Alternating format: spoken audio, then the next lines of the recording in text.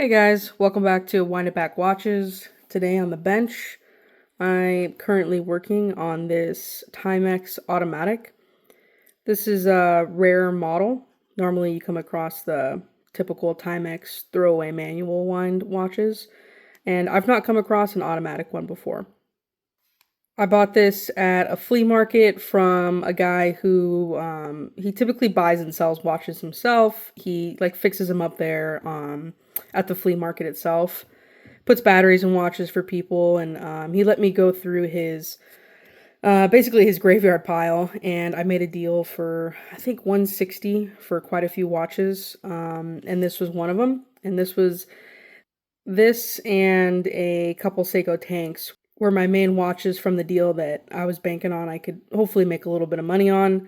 So this one in particular, for whatever reason, he was working on it, and he made sure to include that he had taken this piece off and there was these two screws that needed to go back inside the watch. And so I'm going to go ahead and open it up, take off the band, see if I can't put that back together, and get it cleaned up for eBay.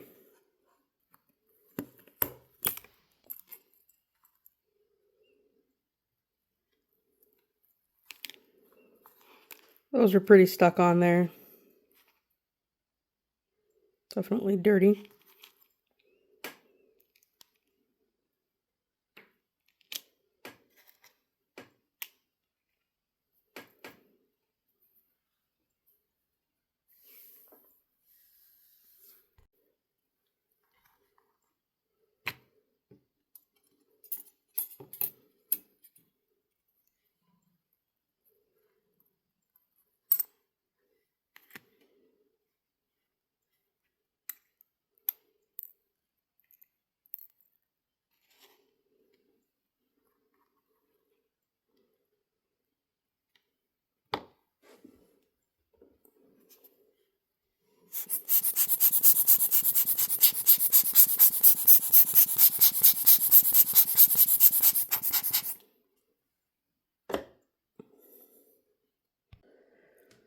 So here's the bumper, or the rotor. It's very dirty, as you can see, probably from just being loose in the Ziploc. But definitely needs to be cleaned, get that debris out of there. And as you can see inside, it's a pretty simple movement, similar to the fabrication of the cheaper manual wind Timexes. You have these little pull-down pins that hold the movement in place here on the corners. There's no jewel inside. I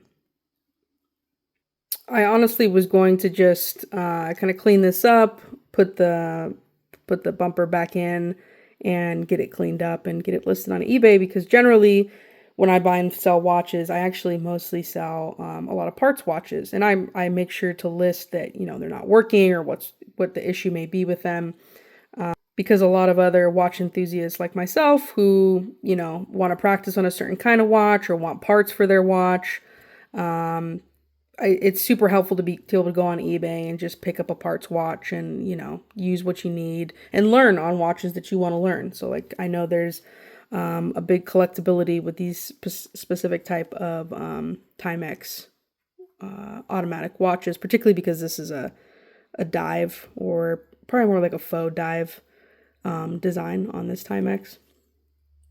And I actually was just going to clean this up, but I found a couple videos where the movement seems to be the same, if not pretty spot on similar. So I think I might actually save this one and try to do some more learning myself, see if I can't get it back to working. I actually don't know if it was even not working to begin with. I'm going to assume so, because he felt the need to take this apart.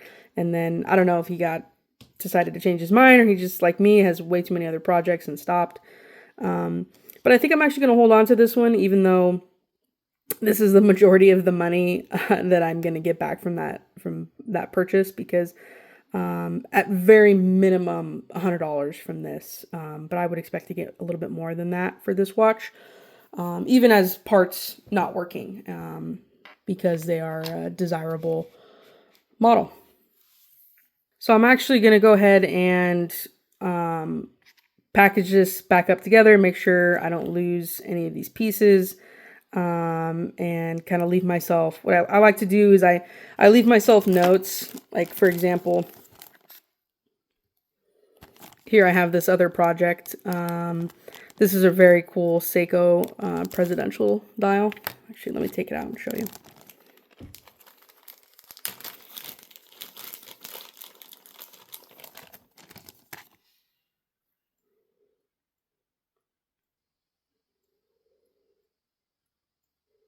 I have a Seiko presidential dial here. I really like this watch. I was going to keep it for myself. I put a battery in this watch just to see if the movement was working, and as you can see, it is. And then some of the notes that I left for myself on this one were, I put a new battery in, works, it needs a gasket, it needs a new crystal, and then of course, it needs a crown and stem.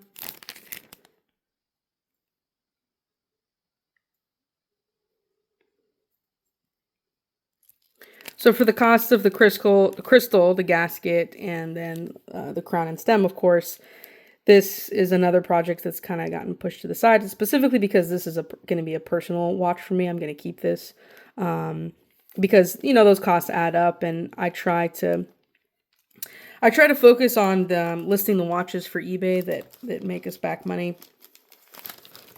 And then when I have free time or some extra cash to enjoy spending on my personal projects, I will. But so I keep everything organized in a plastic bag with my notes. And I'm actually in the process of currently cleaning up my bench because it is a mess right now. And I'm trying to be better about making sure everything is organized in its place and it's making it a more peaceful place to work. So next up is another presidential dial, but this is actually a Waltham.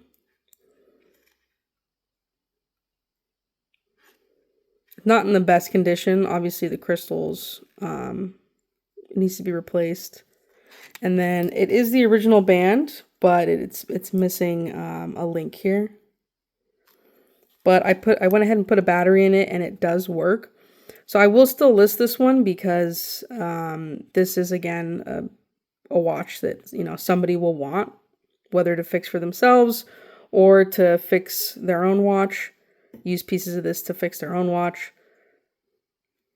And I'll probably list this one for around 30, and I'm sure I'll take a best offer. And next on the bench, I've got this vintage Nike digital watch. I've sold a few of these before. They're pretty, they go pretty quickly for me. Nike Alpha Project. We'll go ahead and pop this open and hopefully I have a battery for this. And you can see here this takes a CR1616, which of course I do not have. I have a bunch of other CRs, but I don't have this one. So I'm going to go ahead and put this back up, put it in a Ziploc, put my notes, and we'll move on to the next.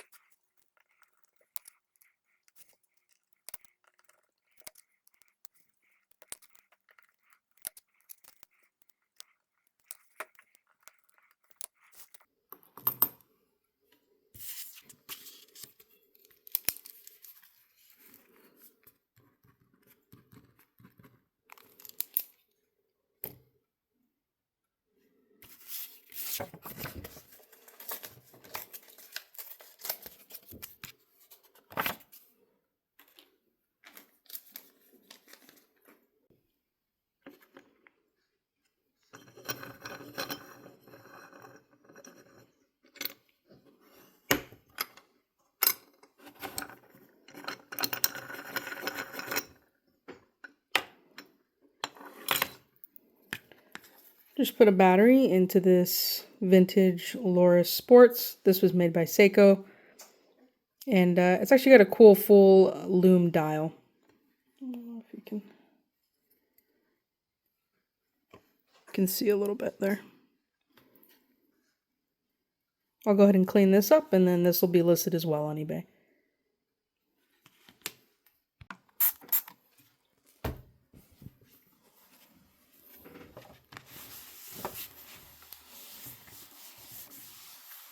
All right, I got the mat cleaned up from the last few watches, and last watch of the day on the bench is going to be this Mercury dime watch.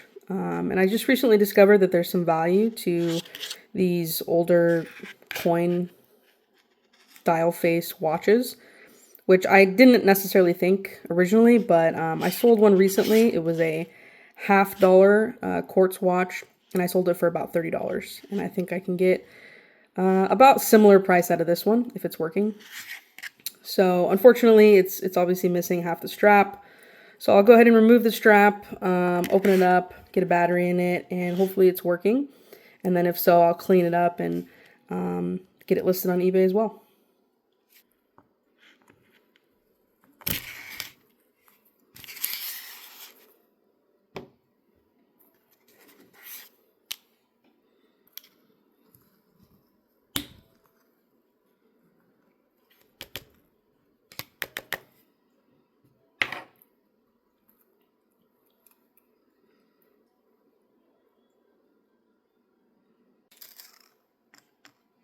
SR626. All right, new battery has been installed. Let's see. And it's working. Awesome.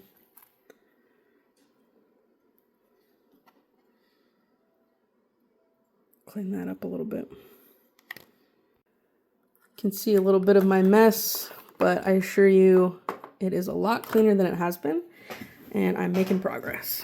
I'm going to get a Q-tip, and I'm going to go ahead and just put a little bit of 99% IPA to clean this up.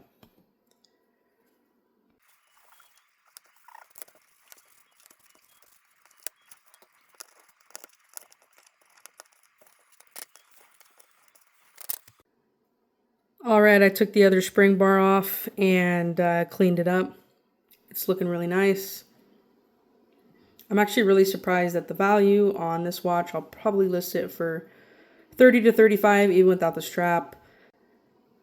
Happy to save this watch from the junk pile. Unfortunately, I don't have the right size strap for this watch laying around. I do my best to kind of hoard up spare straps, but I don't have a 12 millimeter on hand. But it's simple enough and cheap enough for the end user to go ahead and put whatever strap they want on this watch once they purchase it.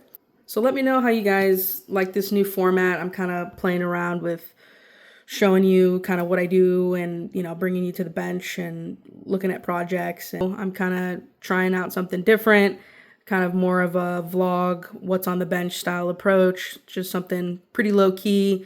You can throw it up on background if you're working on stuff yourself. I personally like watching these kind of videos, so I thought I'd try and see how I like creating these. It definitely slows down the process of me actually working on my watches. But let me know if you guys enjoy this, and maybe I'll keep at it. So thanks, guys, and I'll see you on the next.